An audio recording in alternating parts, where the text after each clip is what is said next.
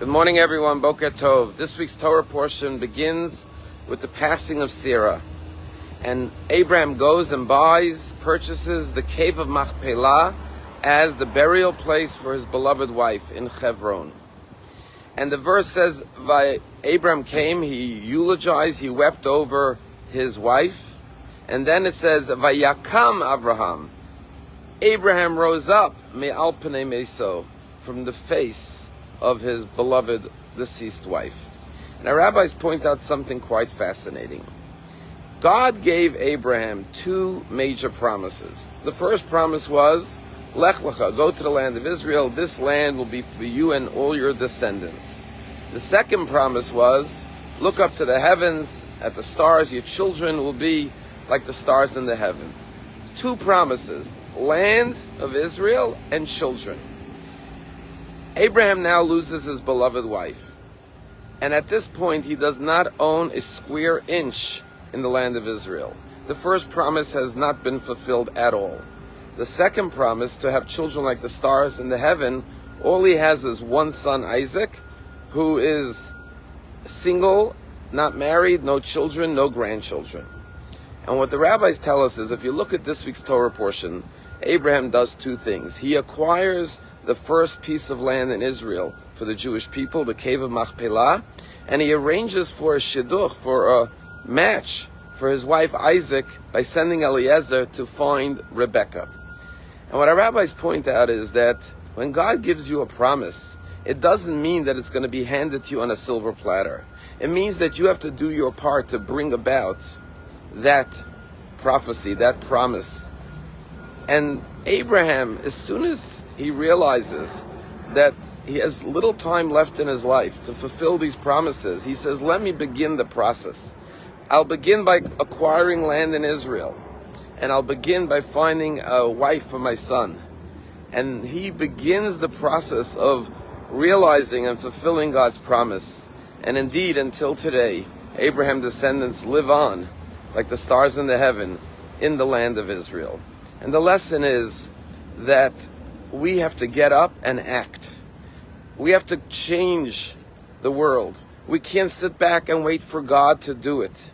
God expects us to be partners with Him in the realization of the dreams and the promises that He bestows upon each and every one of us in our personal lives. And instead of being defeated and despairing and giving up hope when he realizes at his old age that he has one son who's not married and no property in the land of Israel, he rises up from the face of his dead and he takes action. There's a story told during 1947, during the time of the British occupation of Israel, that there was this couple, Chaim and Henya, and Chaim volunteered for the Haganah, and he was an arms smuggler. He would run arms into Palestine to bring to the Haganah to be able to defeat the British and conquer the land of Israel. And one day he's arrested, he's caught, and he's thrown into prison. His wife Henya writes him a letter in the British prison, and he says, Chaim, it's wonderful that you're a hero for the Jewish people, that you risked your life, and now you're in prison to try to help the Jewish nation in the land of Israel. But what am I going to do now? We have a farm, a potato farm. It's the season now. Who's going to plow the field? Who's going to plant the potatoes while you're sitting in prison? What about me? What about our family? The next day she receives a letter from her beloved husband, and she says, listen, have faith, everything will be good, but one thing you should not do is don't touch the field. Do not plant, do not plow, because I have arms, rifles buried underneath the farm, underneath the land. Well, the British intercept his letter. The next day, 50 British soldiers show up with shovels, and they start to dig up every square inch of the field. And they dig deep, and they do not find one single rifle. Henya writes a letter back to her husband Chaim in the British prison and says, Chaim, what had happened?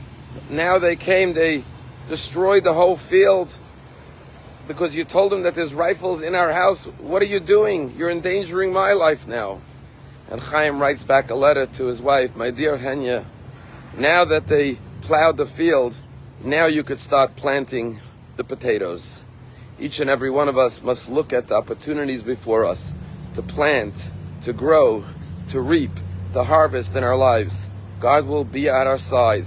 He will till the soil, give us the opportunities, but we have to move, take action, and build like Abraham did for our children, for our families, and for the Jewish nation. Have a wonderful day.